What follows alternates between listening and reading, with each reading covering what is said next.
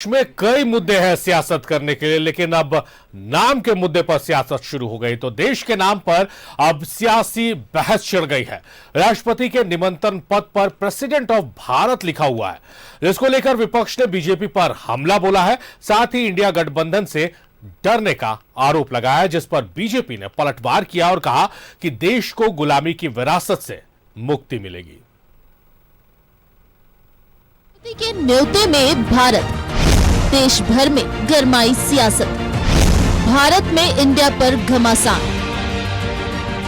भारत में इंडिया नाम पर सियासी घमासान मचा है। G20 शिखर सम्मेलन को लेकर राष्ट्रपति के डिनर के निमंत्रण पत्र पर प्रेसिडेंट ऑफ इंडिया की जगह प्रेसिडेंट ऑफ भारत लिखा है, जिस पर देश की सियासत गर्मा गई है। कांग्रेस, जेएमएम समेत इंडिया गठबंधन में शामिल पार्टियां केंद्र सरकार पर हमलावर हैं। जेएमएम ने कहा है कि अब इंडिया कहने से ही बीजेपी वालों को दहशत मच जाती है। सुप्रियो भट्टाचार्य ने कहा कि प्राइम मिनिस्टर ऑफ इंडिया कहा जाता है, रिजर्व बैंक ऑफ इंडिया कहा जाता है। उन्होंने कहा कि इंडिया से इतना डर कि क्या देश का नाम ही बदल दिया जाएगा। तेजस्वी यादव ने भी इसे लेकर बीजेपी पर निशाना साधा है। एक मोर्चे से, एक राजनीतिक मोर्चे से इस कदर घबरा गई है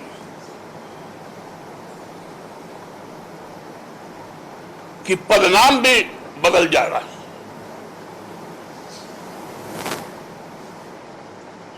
धिक्कार है। ये डरे हुए क्यों है?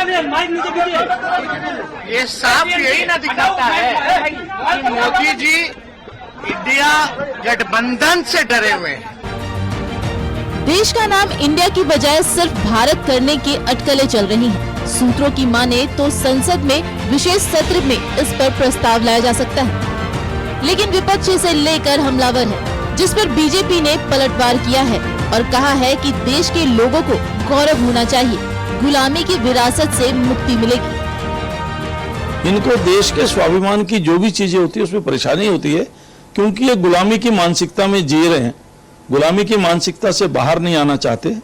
और जो देश का अहित करने वाली ताकतें हैं, उनको जो सूट करता है वो ये बोलते हैं। गौरव बोध होना चाहिए यहाँ के लोगों को कि एक ऐतिहासिक सत्य जिसको अंग्रेजों ने दबाने की कोशिश की इंडिया के नाम के साथ जोड़कर, तो कहीं ना कहीं एक भेदभाव किया गया था भारतीय समाज के साथ, क्योंकि अनादिकाल से तो भारत नाम से ही जाना जाता था।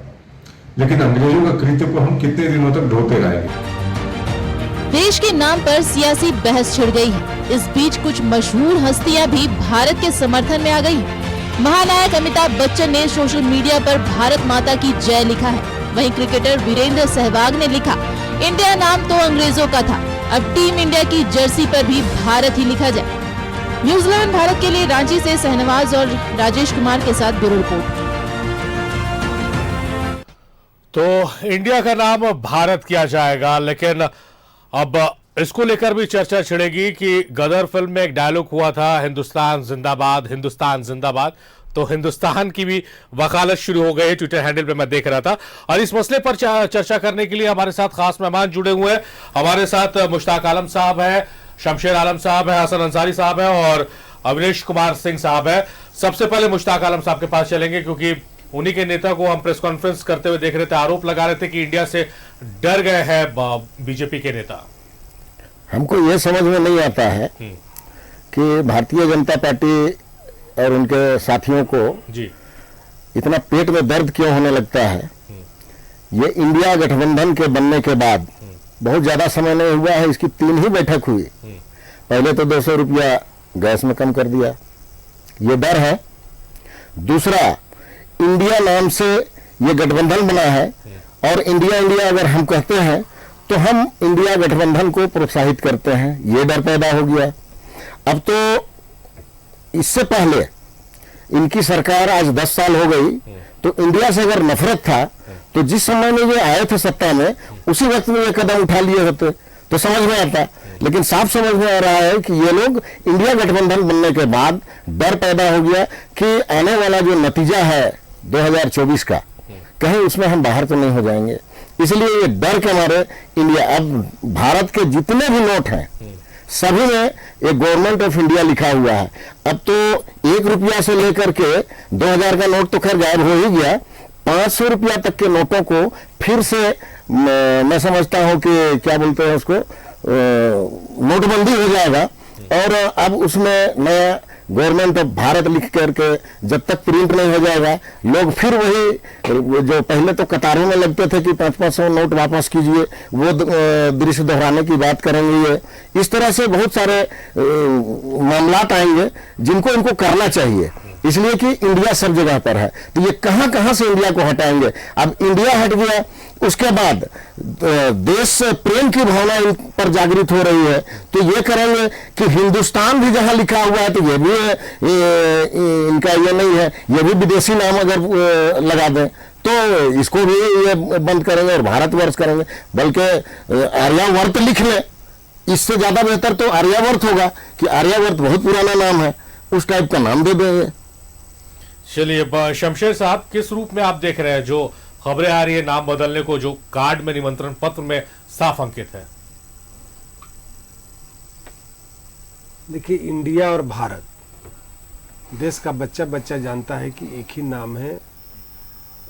इंडिया भी लोग बोलते हैं, भारत भी बोलते हैं, लेकिन पेट में दर्द इंडिया से तब हो गया भारतीय जनता पार्टी के नेताओं को, क्योंकि हम इंडिया बोलने लगे। ये जब तक साइनिंग इंडिया बोलते रहे, जब तक माननीय मोदी जी का साइनिंग इंडिया जो चला देश में, तो उस वक्त इंडिया ठीक था। लेकिन चूंकि हम इंडिया बोलने लगे तो इनको तकलीफ होने लगी। और इससे बड़ी बात क्या होगी कि पूरे गठबंधन में पूरे साथी जो इंडिया के लोग जो बैठे थे मुंबई में जी। और मुंबई में जो हमारा स्लोगन दिया गया कि भारत जुड़ेगा इंडिया जीतेगा, हमने भारत को भी रखा है और हम इंडिया को भी रखा है। लेकिन चूंकि विपक्ष के हर मामले पर इनको राजनीति करनी है और ओछी राजनीति करनी है, ये कोई बड़ा मसला नहीं है। ये चूंकि हम लोग इंडिया टोटल आम मतदाता मालिक के जुबान पर है, और ये हमारे हर चाल, मैं बता रहा हूँ ना कि यहाँ पर जितने लोग बैठे हुए हैं सब संघर्ष से आए हुए लोग बैठे हैं इंडिया में। इंडिया के जो फोल्डर में जो भी लोग हैं वो संघर्ष से आए हुए लोग हैं, वो लोग अनुभवी लोग हैं, और ये लोग चालाकी वाले लोग हैं। चालाकी से ये देश पर हुकूमत करना चाहते हैं, और हम संघर्ष और ईमानदारी से देश पर देश चलाना चाहते हैं।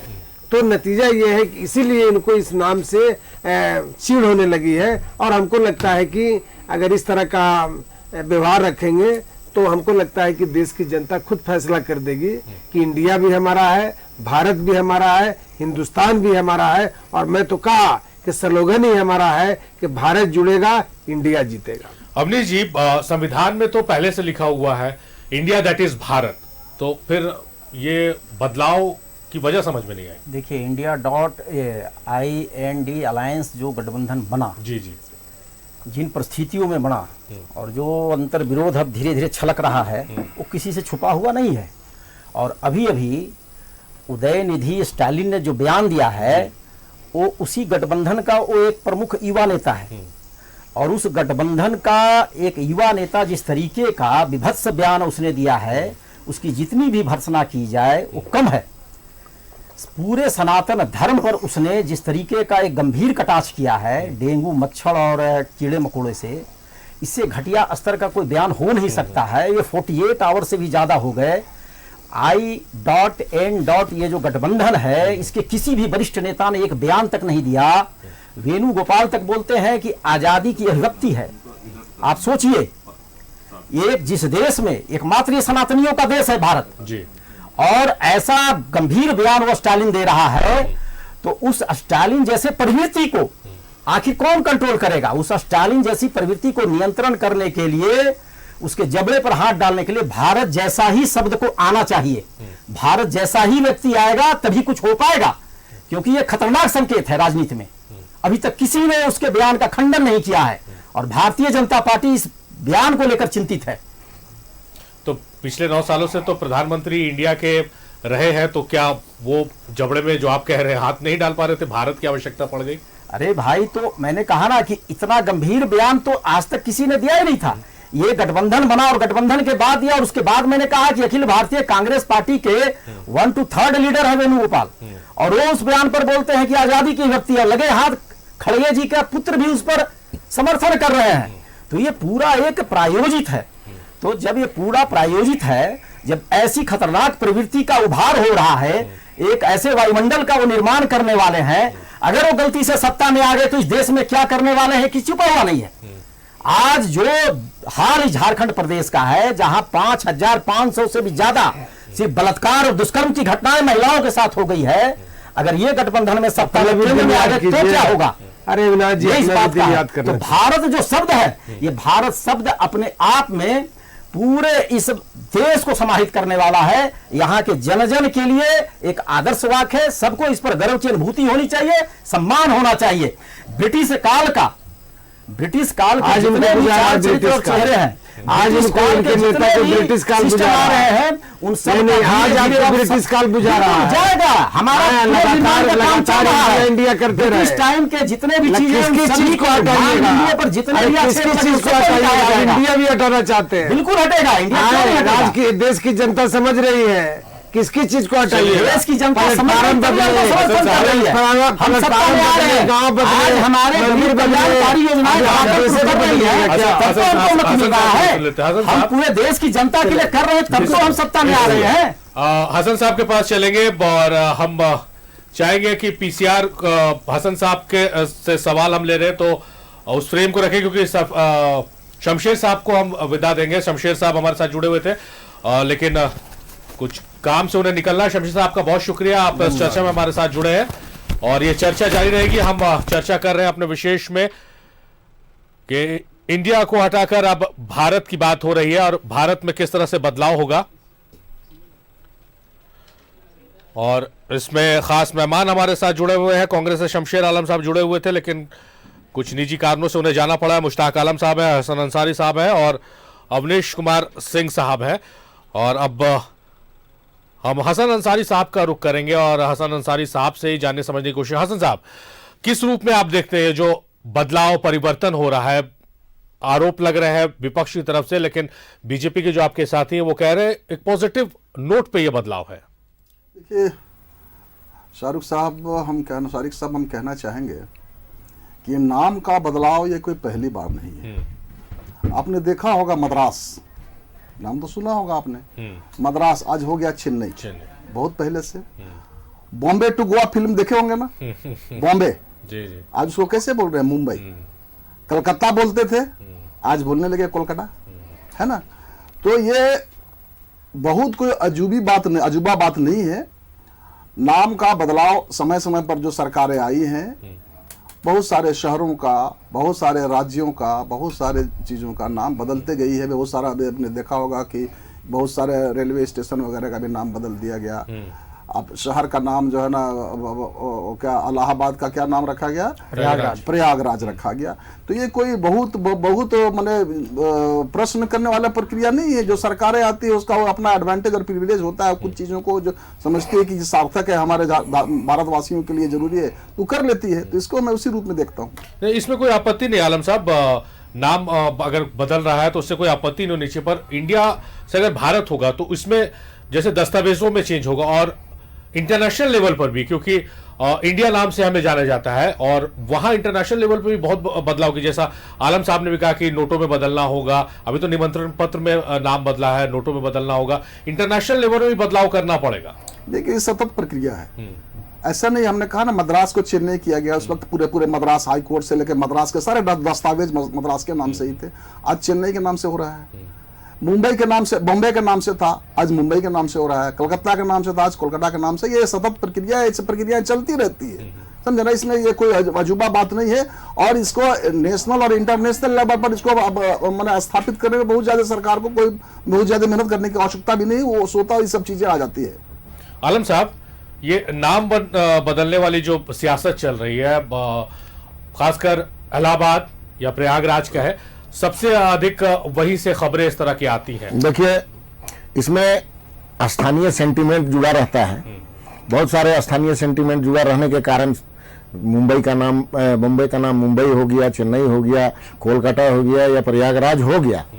लेकिन इसके पीछे जो इंडिया गठबंधन बनने के बाद इस तरह का हुआ है, सवाल यही खड़ा होता है कि आप 10 साल से लगे हुए थे, पूरे देश का आपके हाथ में था बागडोर, तो आपने उस वक्त में ये बात क्यों नहीं सोचा और अभी ही क्यों सोच रहे हैं? इसलिए स्पष्ट है कि ये चिपकाने का काम कर रहे हैं कि जैसे स्टालिन के बारे में हमारे भारतीय जनता पार्टी के साथी ने कहा, वो विचारों की अभिव्यक्ति है, अपना स्वतंत्र है, वो विचार दे दिए, लेकिन इससे सारे लोगों को जोड़ करके आप कहेंगे कि इंडिया वालों ने ऐसा बोला तो ये गलत होगा।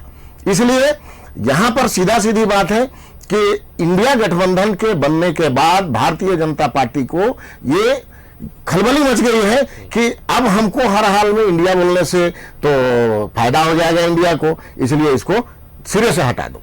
नहीं, आलम साहब, अविनेश साहब ने ये नहीं कहा कि पूरे इंडिया ने ये बयान दिया, उन्होंने कहा कि इंडिया गठबंधन में शामिल दलों ने इसको लेकर कोई प्रतिक्रिया नहीं दी। अच्छा, क्या कह रहे थे आप?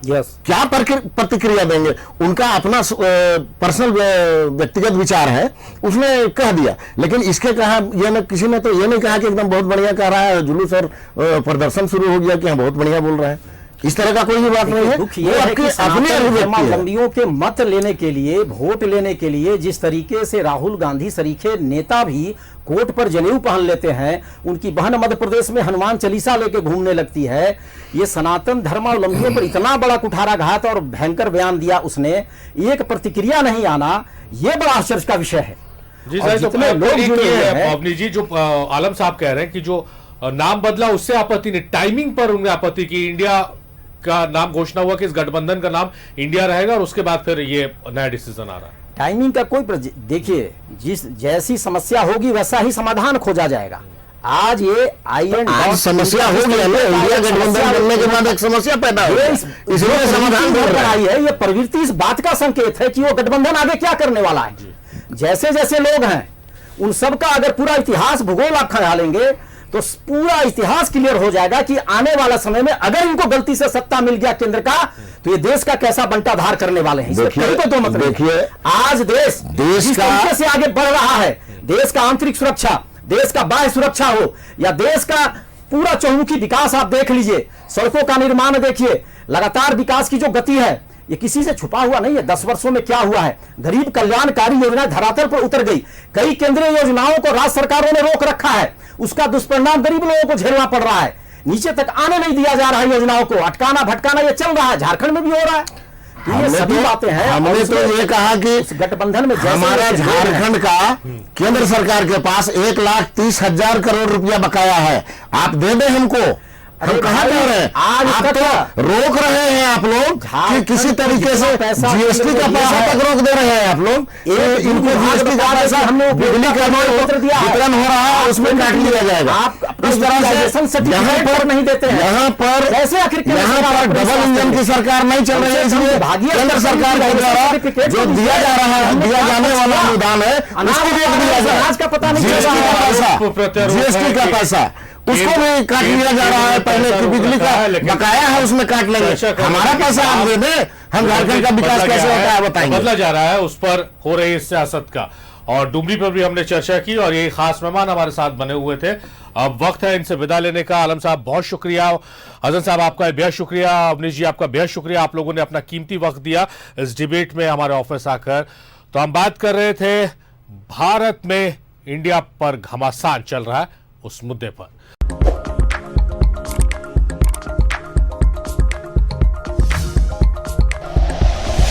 Like and share videos, subscribe करें हमारा चैनल और प्रेस करें बेल आइकॉन। न्यूज़ 11 भारत, सच है तो दिखेगा।